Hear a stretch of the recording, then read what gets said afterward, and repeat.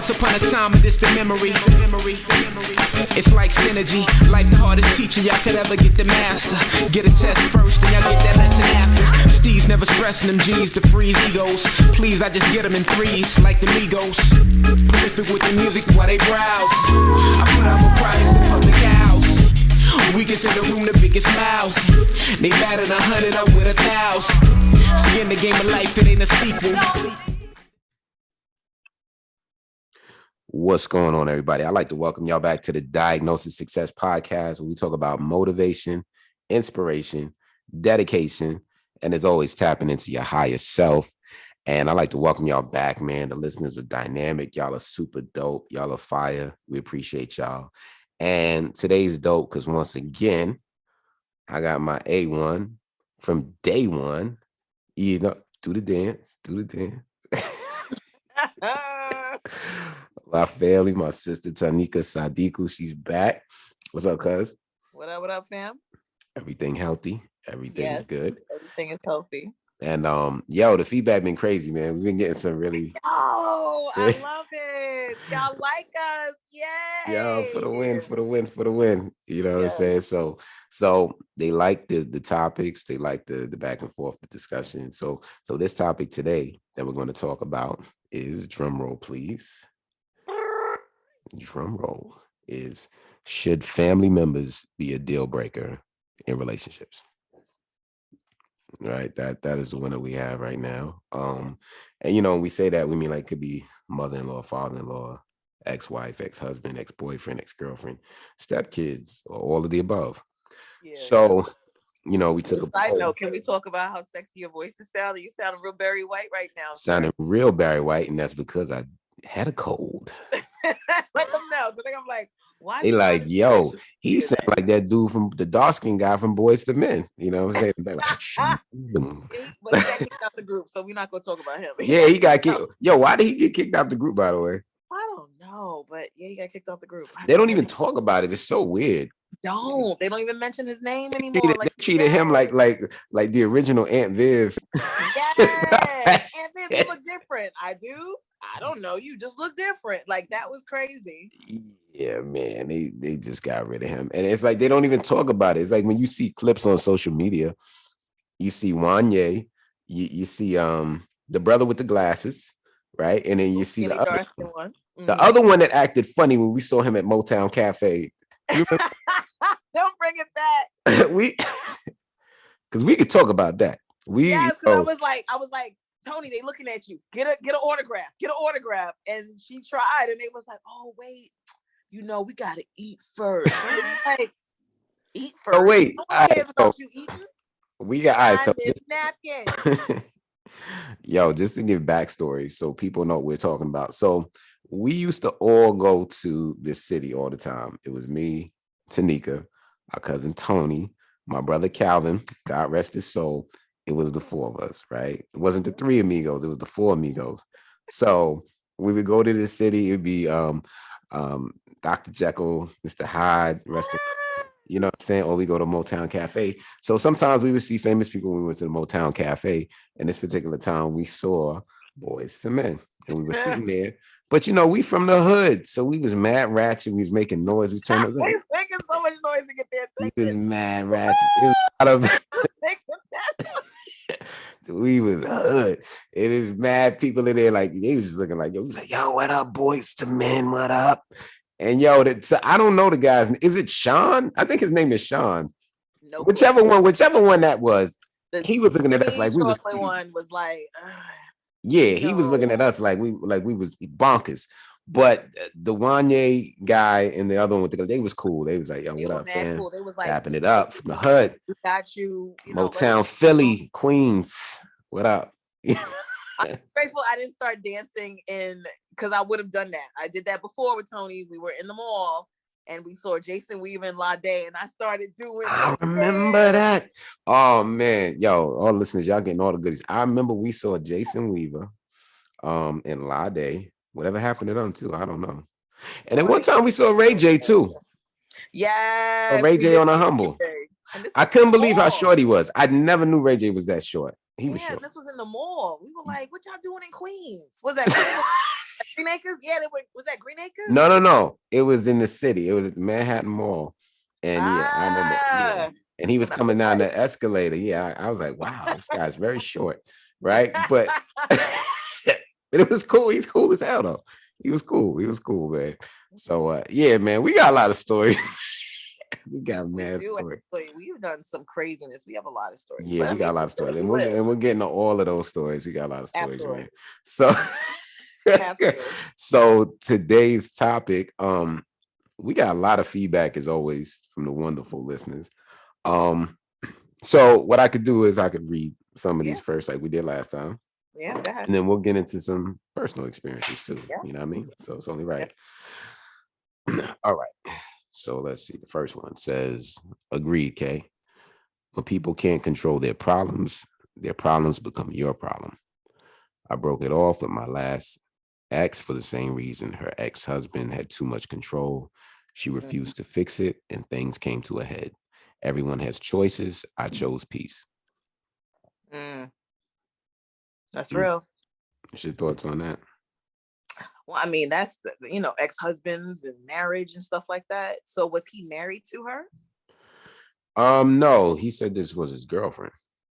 So yeah, that's very hard when you're dating someone who had been married before, because that's a very different. Marriage is sacred, and it's a very different dynamic. And a lot of times people don't realize how much baggage is left over from that marriage. And also people get jealous naturally when they see you with someone else, because either the person's an upgrade or they're mad that you moved on. There's so many different factors. So like, let's be 100%. The second that someone's married and that other person's still in their life, if he had control over Shorty, then Shorty still cared, because you can't have control over someone that you break up with and get a divorce from unless there's still love and care and affection there. And if you're giving money, if there's child support, there's so many things, but you got to watch that. Yeah. or intimidation, right? Because maybe sometimes it's not necessarily there's still love there. Maybe it could be intimidation. Maybe it's an element of fear. How? Well, let's say if the person was controlling. Okay. Right. So if that person was controlling, or abusive, right? I mean, you've got all different kind of layers there, right? So it's not necessarily, couldn't necessarily be maybe, love. It could be other dynamics there. So maybe out of fear, this person just let it rock without addressing it. You know what I'm saying? But either way, it's a problem either way, right? It's like, I mean, what do you do with a situation like that? I mean, I guess he made the right choice. But it sucks though, because it's really difficult when you get into a relationship with someone who has been married. It's also like, how long have you guys been separated? What was the dynamics in a divorce? Is there still love there? When people, I love to have people conversate about their ex relationships, because they tell you so much about them, as well as the relationship itself. You can tell if somebody's ready to move on or if they're still harboring feelings. Yeah. And then you gotta pick and choose if you want to get involved in that. Yeah, and I think the best thing to do too is to kind of just try to establish all that out the gate, which is hard because a lot of times people don't. They're very selective with what they want to give you, right? You know what I'm saying? But at the same time, it's like you got to probe and you got to pry. Even if you might feel like you're being annoying, that immediate sense of discomfort in the long term will actually work in your benefit, because you don't want to be, 4-5 years removed and it's like, oh, this is what it is. You know what I'm saying? Like, it's better to establish that out the gate. So yeah. So all right, so let's see. This one it says, yes, absolutely. When you marry someone, you're marrying into their family. If your spouse has a distant relationship with their family, then it's not as much an issue. But if they're close knit and you don't get along with them, then it's a recipe for disaster. And once you start having children, forget it. It'll get even worse, because you won't have your children around negative energy, and that will affect you. Yeah, very true. Mm-hmm. Very true. Very true. I can definitely spout off on my relationship with my ex. His family they were very close knit. And I expect to come into something where someone is close knit with their family, because it tells a lot about the person you're with. He took extra care of his mother. He was there for his sister, but it got to a point where boundaries were being crossed. There was no respect because he didn't draw the line of respect. So then it got to a point where it was like them versus me. And I never want to be in that kind of situation with anyone because I don't want you to ever have to choose. But I think that when someone is ready for a relationship, they know what kind of choices they're going to make. They know what levels they're at and where they want to go with that person from jump. And I think sometimes people get scared because it looks different from their day to day. Because you can't just say, I want someone to just come into my situation and just be okay with it. Like, let's be real. If you're used to talking to your mother 15 times a day, that can be a bit problematic when you have a spouse that you're going into, especially someone that you're building a connection with. In the midst of me and him trying to build something, it was tug of war with the family back and forth. So then it was just like, he was like, I have to choose family. And I completely was like, no problem. I will step out the picture.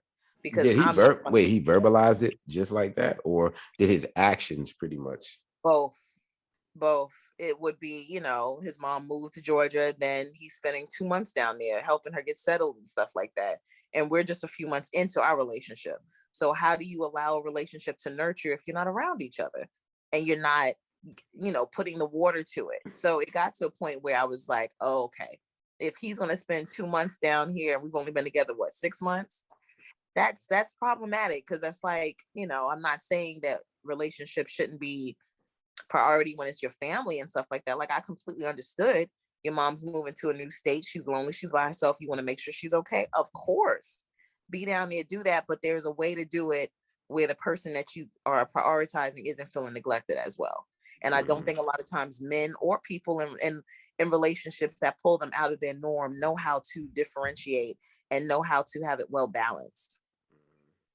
Yeah, that's true. And it's like, you know, being able to assess and break the cycle, because a lot of times it's like when people are used to doing things a certain way, it's like, hey, this is what we're used to. This is our norm. So why should I have to change my norm?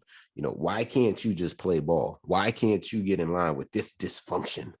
Right? Because that's what it is. And it's like, you know, when you're coming into that makes people uncomfortable because you're challenging their norm.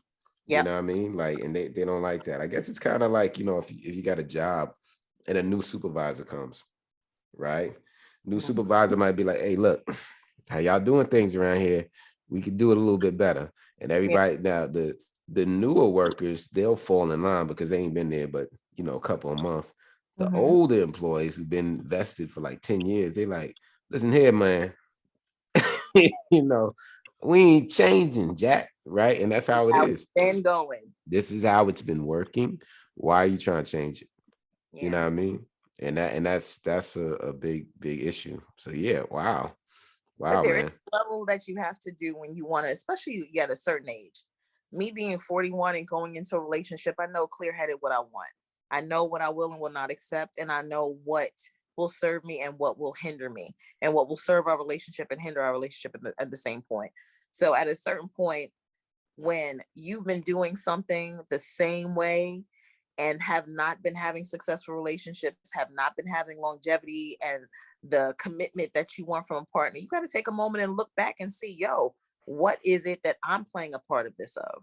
You know what I mean? So, I mean, at that point, I realized, Tinika, you are the oddball out. This is how they do things. And if they don't want to change how they do things and you're coming in trying to change it, then you look like the bad guy.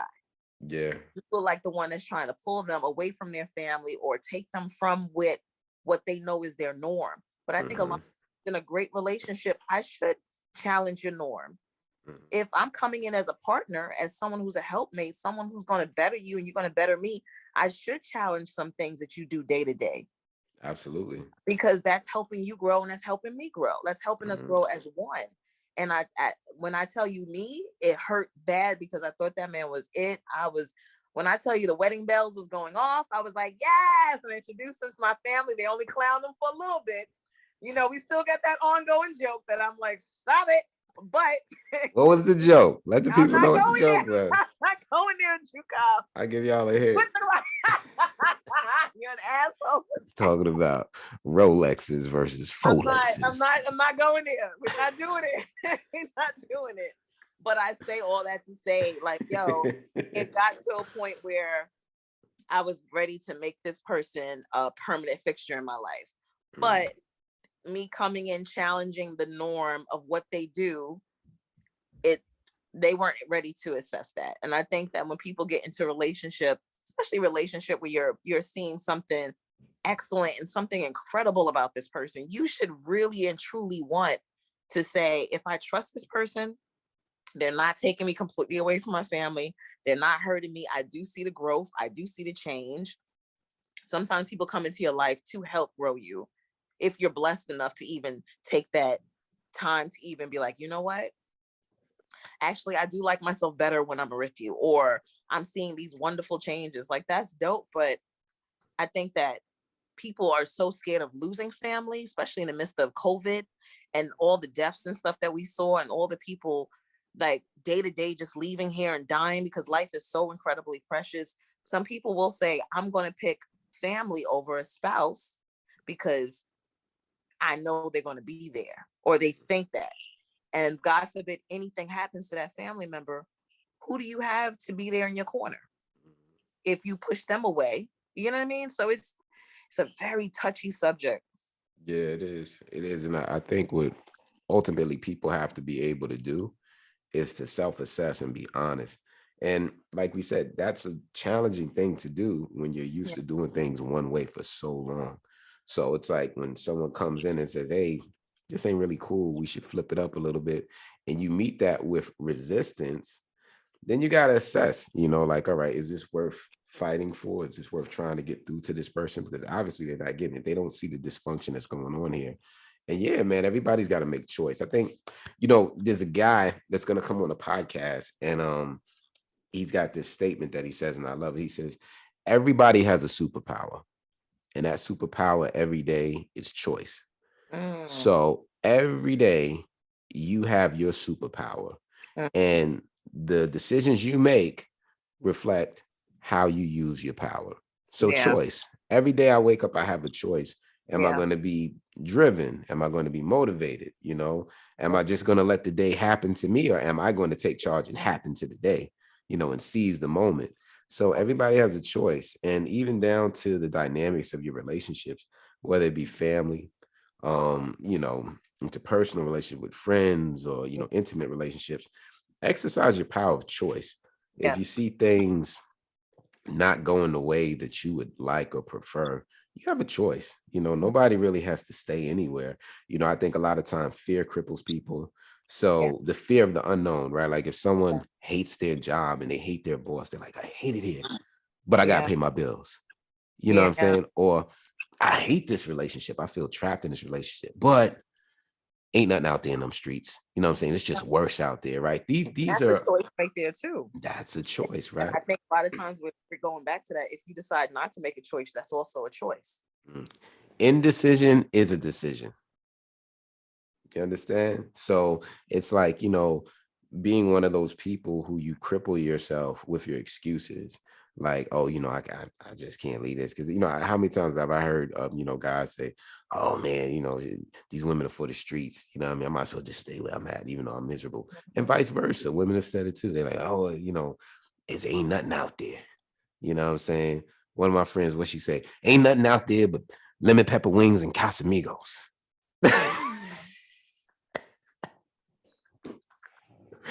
I'm like, you know what I'm saying? All right. Okay. You know what I mean? Like this. Okay. Very interesting way of looking at it, but okay. Right. But I mean, it's real talk. It's like we have these social thoughts, right, of society and different things, but it's like sometimes we can limit ourselves with our thinking. You know what I mean? Because what they say, everything you want is on the opposite side of fear, right? In your comfort zone. So, not limiting yourself just to, whatever, so that's real. That's very real. But I think that a lot of times when people stay in that rut of that cycle. They're choosing it because the fear, I think it's also like a little security and comfort blanket. Comfort zone. Yeah. You know what I mean? Yeah, it's crazy. But go ahead with the next one, because that's real. That's Yeah. like, It's a comfort zone. we also gotta we gotta have one of the people that write in to be like a guest and we talk to them. I want that. Yeah, we're gonna do that on the next one. Yeah, because this is fire. Because Okay. we got so many dope participants, man. Yeah. I love it. This is Community fire. is popping. The community is popping. Absolutely. Yep. All right, let's see. All right. I do believe family is a deal breaker. If you can't get along with the family and vice versa, eventually there'll be a breakdown. It's but so much a person can take. For example, if you can't stand your partner's baby mama / baby daddy, eventually the partner will have to make decisions that will cause friction. Yeah. And that's really difficult to be in. And I do think that shout out to the community that have baby mama, baby daddy drama, or have wonderful relationships with the baby mama, baby daddy. But it's the second that you introduce an upgrade into a situation that has the partner that this other person had be a completely different person and actually be the person that they should have been with you, so and so, that is when all hell breaks loose. And it's very difficult to be in a situation with someone because you're not trying to take over as a parent to that child, but you want to be there. And it's like, I take my mom. My mom, for instance, would tell me all day long, "Don't you call my dad's wife your mother. I'm your only mother. She doesn't care about you the way I care about you. She's only using you." My mother would feed so much into my head because she was very intimidated that they were creating a life over there that she could not create. So it was like, how do I sabotage? How do I tell my child that I am the only person that loves you and takes care of you? Your father and his wife are shit. You know what I mean? And for years, me and my stepmother did not get along because that was drilled in my brain. She don't care about you, don't love you, she's using you. Your father don't care. But it was my mother's insecurity that she did that. But you don't have a lot of people in baby father, baby mama situations that are able to be healthy and realize it's about the child. So let's connect, let's be okay. But I think myself, I have tried to stay away from those situations because it's very difficult for someone who loves you to see you with someone else and have a kid for you. That's hard. Yeah, especially especially like you said, if it's an upgrade, right? It's like if you had the Kia and now you got the Benz, right? You know what I mean? It's like the key is still running. The key is still working. Running, putting the cheap gas in, get you where you gotta go. That Benz pull up, boy. Now you like, you in your feelings. Don't let it be a big body Benz. Don't let it be a big body Benz. I mean, factory rims shining. Yeah, man, you feel away. You feel away. But it's interesting what you said about your mom. I agree with you, everything you said. The only thing I agree with her on was that she was like, don't call her mom because she's not your mom. I do agree with that because it's like, she's not your biological mother. Your mom is your biological mom. So it's like, all right, granted, you're here. All right, give you that respect off the rip. But, that's a title that I can't give you because, that's just, it is what it is. You know what I'm saying? But I hear you on everything else you said because, yeah, it's kind of like, it was very divisive to do something like that because you're planting these seeds to already make the relationship toxic. And it's like, all right, even if this woman is trying to be great to you and trying to be a great mother figure per se, right? It's like, all right, it's already sabotaged because it's like, yo, you ain't my mom's, B. You know what I mean? Don't try to come over here, try to cook no oatmeal cookies. You know what I mean? I don't want none of that. Like, yeah. But there that goes right into our topic of saying how family can destroy relationships. Because me and my stepmother had to rebuild our relationship. We're great now, but we had to rebuild our relationship over time because I had to open up and say, my mother told me to hate you. And she had to say, she was like, and I felt that way and I pulled back.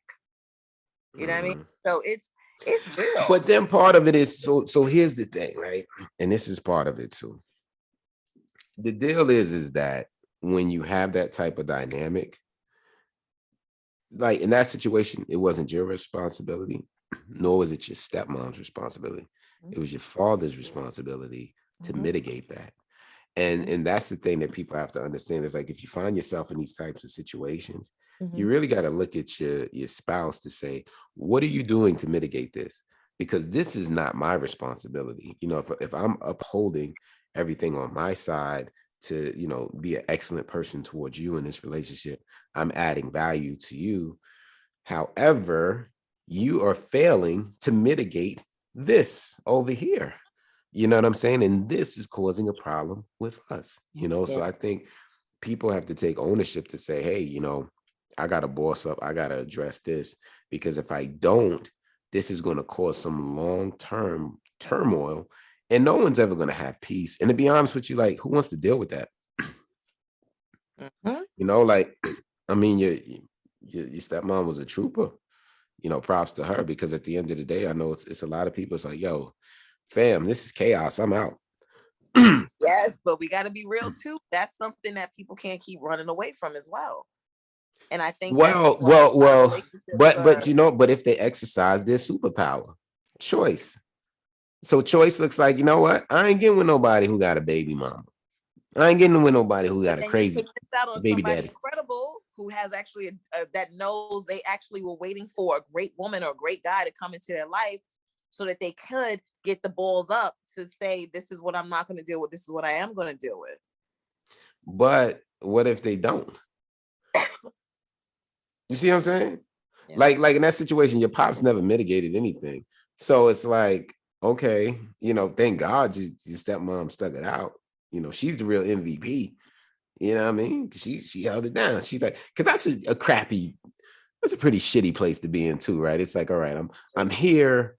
You know, I'm trying to be a good stepmom to you, Tinika. And you're being an asshole to me, a little asshole, right? Because your mom is putting the battery in your backpack. And, you know, and I'm looking at my husband like, what are we doing here? You know? African man that's like, I just pay the bills and come home. Right. Like, I pay the bills. My ex-wife is crazy. Leave us. Right. Like this, and this, figure it out. Right. It's like, that's not an answer. You know what I'm saying? So, and yeah, I see both sides, man. I see both sides. Because in your pop's defense, that's a challenging position to be in too.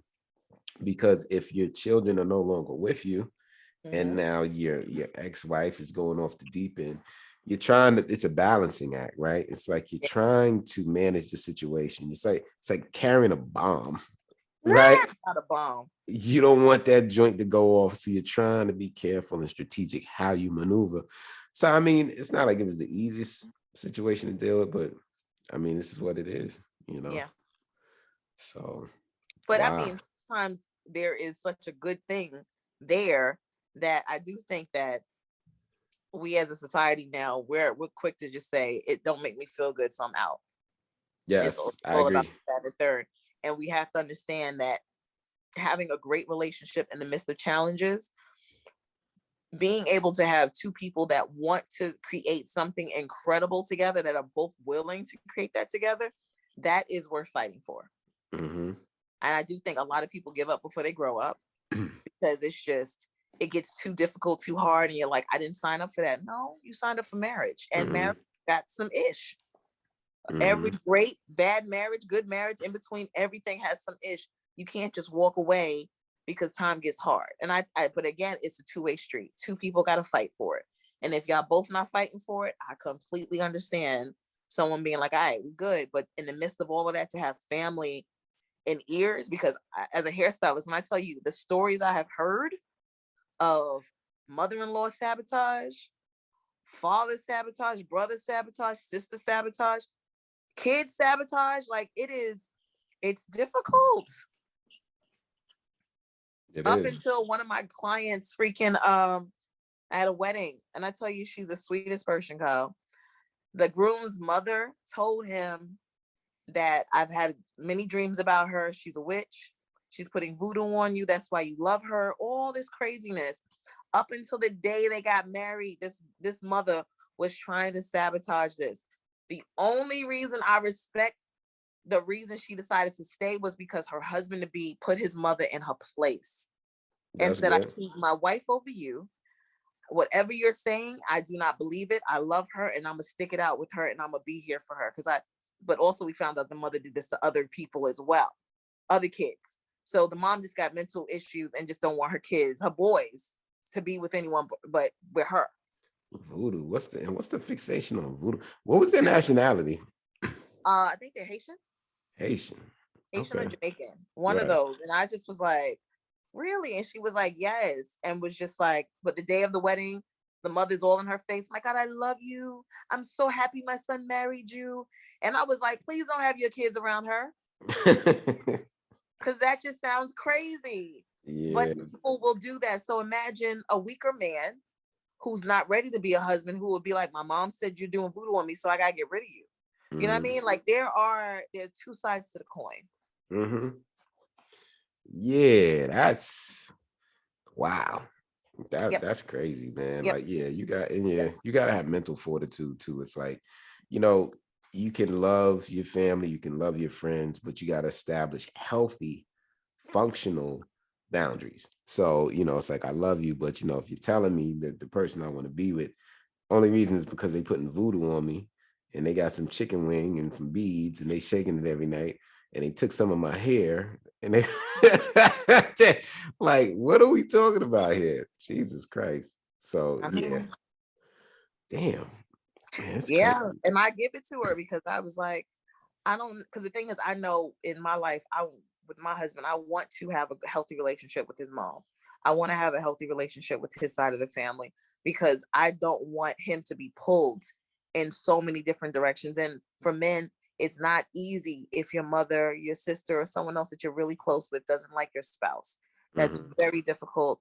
And a lot of women will be like, well, I don't care if they don't like me. I like you. You know, it's so many things, but to have something so crazy, like that's why I bowed out gracefully from the relationship. I was like, you know what?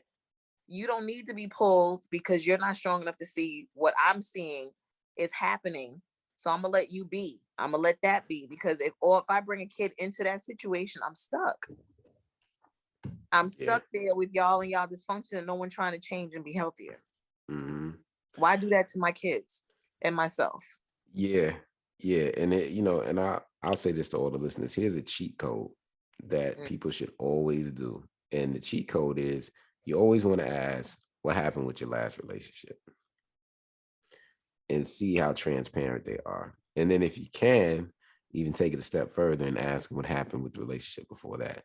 Because what it'll do, if they're really honest, it'll give you insight and transparency to see what transpired. And more than likely, you can see a pattern and a consistency. Like, if people are always like, oh, well, this person did this to me, that person did that. And it's always the other person, but you never get a sense of accountability or realness. You know what you're dealing with. Yep. You know what I'm saying? That's a victimhood. Like, everybody else was. What was your participation and fault in these past relationships? Because it's a two-way street. You know what I'm saying? Like, that's the reality of it. So don't let these people come at you with this victimhood because, it's not reality at the end of the day. But it's their reality. Yeah, which is crazy. You know what I'm saying? Like, but it's good to get that clear picture, man. You can see what you're dealing with, Yeah. All right, let's see what else this person said. Absolutely. This is a female. My boyfriend's ex-wife is a terror. She's disrespectful towards him, but he never puts her in her place. She curses him out and he does nothing. Instead, he always deflects and takes his anger out on me. It's been 1 year and I'm calling it quits. No sense staying in a relationship where you become the scapegoat for their personal frustration. Fuck yes. I'm surprised she dealt with that for a year. Yeah, this is like dysfunction. So, I mean, this guy, so the ex-wife, she talks to him crazy, disrespects him, punks him, and he doesn't do anything. But yeah, with her, he bosses up and takes his anger. Yeah, see, this is toxicity right here.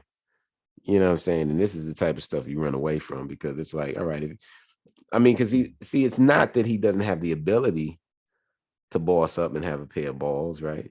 But he doesn't apply it where it matters most, right? He's directing all his frustration at her.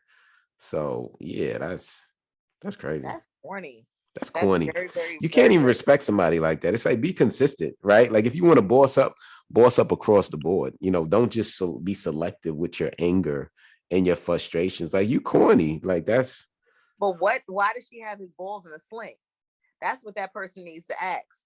Before you get out of this relationship, find out what the ex-wife knows that he's not going to challenge her on, mhm, that he's allowing. Maybe he cheated.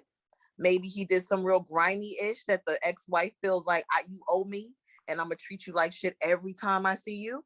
There's mhm. something more there. No woman is just going to start ridiculing a man just because. And he allows that. That's corny.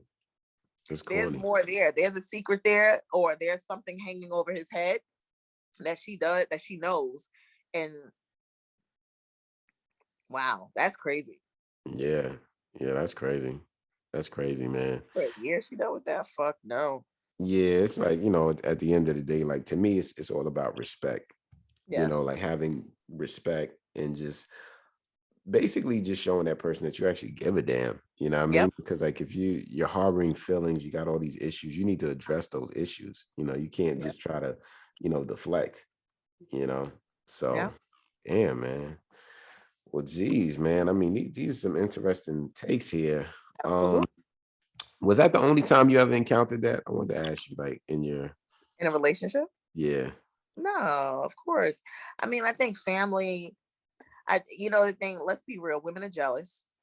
Ladies, y'all know, y'all hear me. When you come into a family that's already established, and they look at the brother as either the baby of the family or he's the matriarch of the family. They go to him for everything. When another woman is introduced, it's like an initiation she has to go through.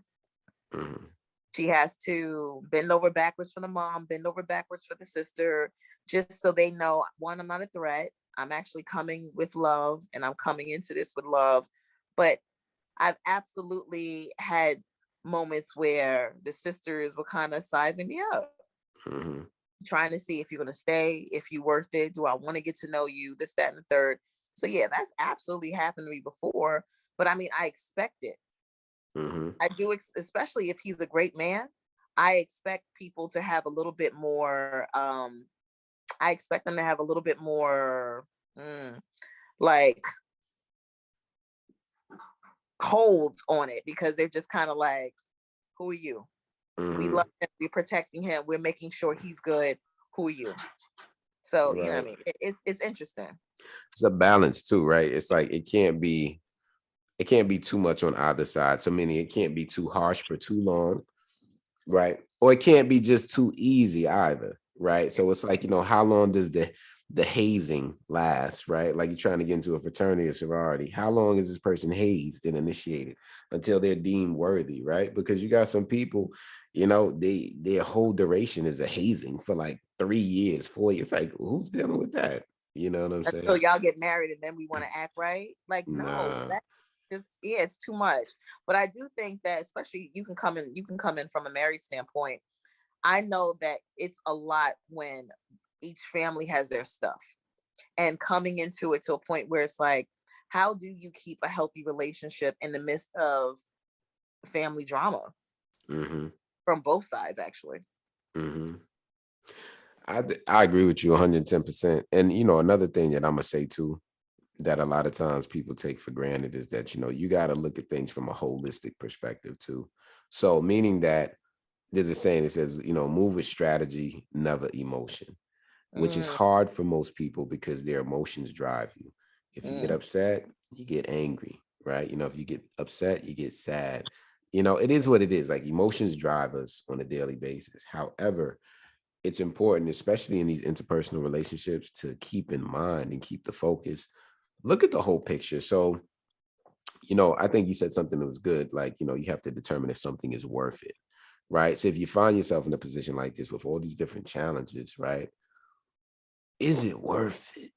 That's what you got to ask yourself, right? Because, what they say, with great sacrifice comes great reward.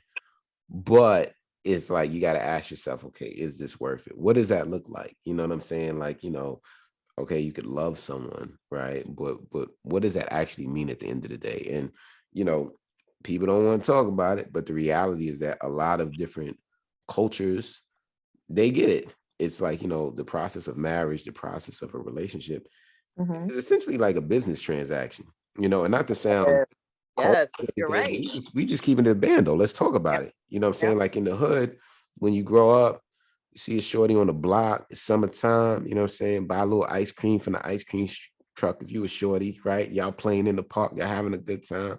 Oh, you my girlfriend, you my boyfriend, whatever. And it's cool. We don't think about these things, right? But other cultures, it's like it's a process. What is your family about? Right? What is my family about? Right?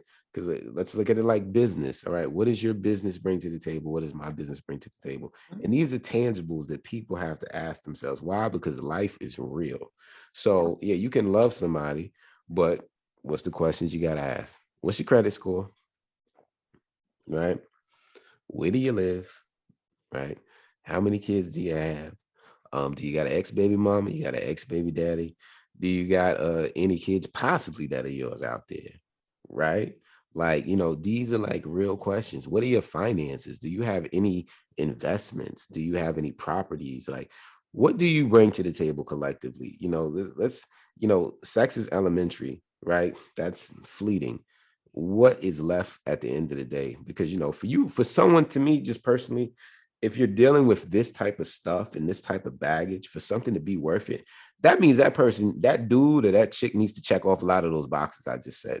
Absolutely. Because to go through all of this and deal with all of this drama and all of these problems, if you're a woman dealing with a crazy ex-baby father, or a man dealing with a crazy ex-baby mother, ex-baby whatever, it's like, all right, overall, when we look towards the horizon for the finish line, what awaits at that finish line? Because if we go through all of this and all that's at the finish line is poverty and hard times and heartache, this ain't worth it, fam.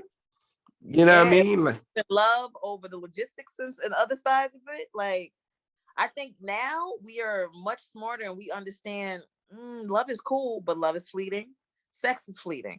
It's a wonderful, but it can't sustain a relationship. And when you're in that moment where you really start thinking, like when I go on dates with men now, those questions are in the back of my head. I know when to ask them, when not to ask them. When I'm out with someone, I'm watching their interactions. I'm watching mannerisms. I'm watching when they don't think you're watching. You don't got to be staring at them to realize that you're watching how they interact with this, how they pick up the phone. Is the phone turned down? Do you catch him looking at somebody's ass? Like, there are so many different things that go into relationship that some people be like, oh, that's nothing, I can overlook that. No, there are some real boundaries that later on will really annoy the fuck out of you and them. And will make it to a point where the relationship is more strained because you ignored these flags that you saw early on that you should have been like, that's gonna bother me. Yeah, you can't ignore the red flags, man. Nah, you can't. And I do think that when we were younger, we did that. Of course. Now we can't do that anymore. You can't. You get to a certain point. And you know what I would say too, even to the younger listeners, because we got younger people that listen too. Like, you're never too young to start planning for your future. So, strategy over emotion. You can love somebody, but you got to ask these real questions, because the reality is that you got to figure out where you're going. If I know where I'm headed, I got all these plans, I got all this ambition, and you're just there, right? And you don't have any plans, that gets old. You know what I'm saying? Like we said, love, sex is all emotionally charged. It gets old. What do you bring to the table after that? Yeah. That's the deal. You know what I'm saying? And, we're not saying money's everything, because we're not superficial like that. That's not what we're saying. What we're saying is that we live in a society where you need money. And inflation is real. And inflation is real. You look at these gas prices. So it's like, so who are you aligning yourself with? Yeah. You know what I'm saying? Yeah. Who are you aligning yourself with? Because if that person ain't got it and they struggling, well, you just aligned yourself with the struggle. Congratulations. You know what I'm saying? And it's like, who wants that, man? Like, I don't think there's nobody out here who doesn't want to align themselves with a winner.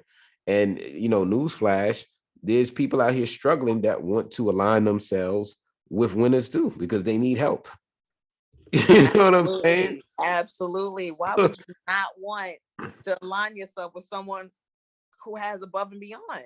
Mm-hmm. That's something also when you're saying these moments and having these conversations with yourself. I think it's the realest thing to just, I think that a real thing is that people are not taking responsibility for their own intentionalities and their own actions. Mm-hmm. If I'm saying I'm looking for a partner, I better ask the right questions. I better make sure that I'm beyond just how does he make me feel? Because that means nothing as time goes on. But it's like, yo, if you don't ask those direct questions of credit score, goals, what's your ambition? Where do you see yourself in 5 years? Where do you see yourself in 10 years? Where do you see our family? If I get pregnant today, what do you think is going to happen? Do I stop working? Am I continuing to work? Or are you going to double up? Are you going to resent me when you double up on working? Or are you going to tell me not to go to work and then be mad I'm not bringing a second check in? There are so many things now, because now we can't just say, I didn't know that was going to happen. Yes, you did. Everyone around us.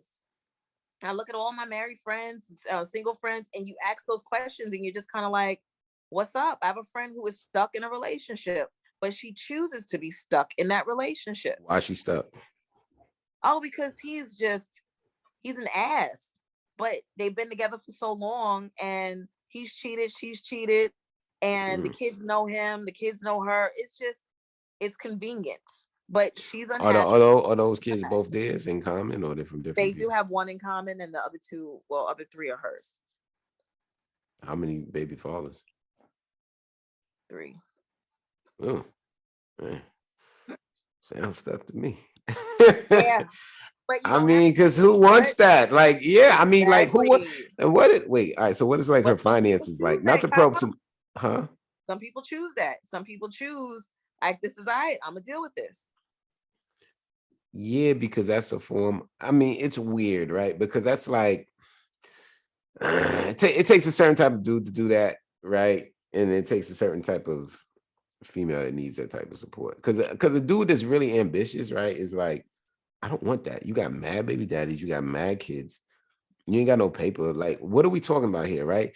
But I mean, I don't know. That's pretty. I know. It's real. I think a big part of it, but I do think that now that she's getting older, she's realizing she doesn't want to be stuck anymore. And she's realizing that there's more out there. But you have to be so careful not to let that aha moment happen too much later in life. Because then if you decide to leave this person, you decide to start something new, what does that look like? Yeah. Because I think it's a real thing.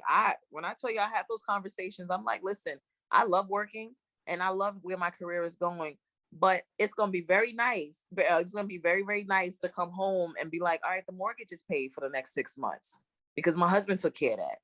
And I'll take care of utilities or whatever else is happening in the house. But it's nice to have help. But to have that, you have to have 2 people that are willing to sit down with their finances, have the conversation, and be like, I'm putting it all out there because you're worth it. And then if you have someone whose family is like, yo, I need money too, because I know people like that, whose families are just like, hand out. I need, which dips into the family stash. And that's difficult. And that adds strain to the relationship. Of course. Because, people feel as if like, all right, how are we building something if you're constantly taking bricks from the foundation? So that gets old too, but that goes back to the tribe, right? Because you can like the person, but you can hate the tribe. Yeah. Right. It's like, what are you attached to? Like, what are we talking about here? You know what I'm saying? So very true, babe. Very true. So I mean, pros and cons, you know what I'm saying? Pros and cons. Life's full of choices, man. But what I will say, ultimately, like we said before, just move as strategy, not emotion. If you're dealing with that, you're going through a rough patch, figure it out, you know what I mean? But if you see ultimately it's not worth it, like, you got to look at the totality of it. It's like, I look at it like buying a house. I bought 2 houses, right? And for people that's familiar with that, there's a process where you get an inspector that comes.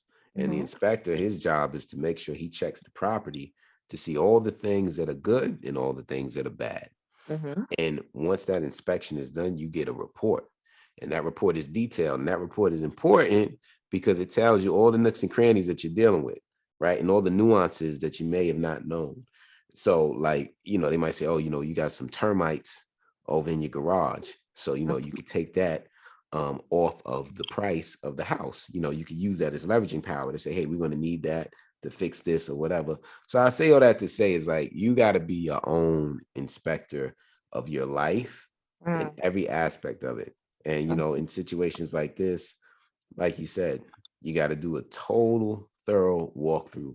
And sometimes I think, the best thing to do, like a lot of times for me personally, I like to wake up early in the morning, because I need mental time. Like I need time to, like, I'm not the type of person that likes to get up in the morning and have to rush. I hate that feeling. I like transitional time. So I get up, and I like to at least have an hour just mentally where I can just think, decompress. And those times are the best times because, when it's quiet, there's not so much noise. You can actually focus, and I think everybody should do that. Like you need to dedicate that time to yourself, even if it's just once, twice a week, 100%. yeah, because a lot of times we make poor choices based upon not having a sound mind or a sound spirit. So being able to do that, you know what I mean? You meditate during that hour? Yeah, I do, which is good, I really enjoy it. And it gives a lot of clarity, man, Yeah, because you need it, man. You need it. 100%. Yeah. 100% with every day to day, all the stuff that you go on. And we even get into the point where sometimes people feel really guilty when they have to choose between their family and their person they're in a relationship with. It's just, but again, I think the biggest takeaway from this podcast, because we're very chill and mellow today because you're not feeling 100%. Because normally Yeah. turn up. It turned up. But I think that the biggest takeaway that is also a real big blessing to people is just understanding, checking in with your mental, and like I said, what was it? What over emotions? Strategy over emotions. Strategy over your emotions, because there will be a day that you wake up and the shit ain't cute no more. What he does isn't cute no more. What she does isn't cute no more. What having issues with finances isn't cute anymore. It's like, yeah, it's a very real thing. And I think that a lot of times people make such emotional decisions based on just how they feel, how they fear, and all these other things. But it's like at a certain point, you got to understand there's so much more to life. And I have to also remind myself of that often. Like, Tinika, there's more. Don't just jump on something that's in your face right now. There's more. What's going to happen later? Well, you're going to wake up, you're going to walk in your purpose and be the person that you're supposed to be. And then you attach yourself to someone else and you're just kind of like, this is what I'm doing. You know what I mean? And that's hard. And I do think a lot of our listeners have dealt with that and been in that situation where it was all good a couple of years ago, but now you're looking at it as this was actually a hindrance and this didn't help. Yeah, it's true. It's true, and it's crazy because life is hard. Like we know that life is hard, life is challenging. It's challenging enough trying to navigate life mentally, spiritually, physically, financially for self. Imagine how much harder it is when you make the wrong choice for a life partner. Yeah. Now you just assumed all their baggage, all their problems. Every day you're trying to forge your way for yourself. And you've got this person you're attached to that's got a behemoth of issues and problems. How can you win at life? Yeah. You can't, because you got all your issues and then now you got this person's issues and their baggage. And it's one thing for people to have issues. I'll say this much. It's one thing, everybody has issues, but it's what you're doing with those issues. And I think that was the main focus of this topic, was like, okay, everybody has some issues, whether it be relationship based or whatever, but how are you handling those issues? Because if you're not handling those issues and those problems and you're attached to someone else, what you're essentially doing is now all your problems are becoming that person's problems. you know, and people, they lie to themselves, say, oh no, I got it under control, don't worry about blah blah. It's all bullshit. Yeah, it does, because those problems affects the person's mental, affects their emotional state. It's going to come off, you're going to feel it, then it's going to fuck up your mood. This is just the reality of it, you know what I'm saying? So it's like, you got to be aware, got to be cognizant, you know what I'm saying? And yeah, man, you know, it's just I'm big on alignment, you know, and just self-improvement and people trying to better themselves. Like, you know, we all go through stuff, man. No one's perfect, but what is your end game? That's the deal.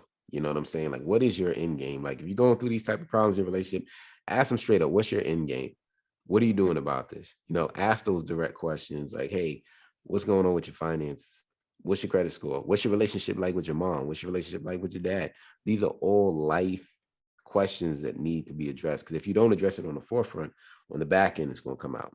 Absolutely. And then also taking the time to realize that if this partner that you're choosing and you trust to be with you, are you open to hearing what your partner sees that may be your blind spot? Mm-hmm. Are you open to saying, babe, I think your relationship with your mom is a little toxic and I think you got to get healthier boundaries.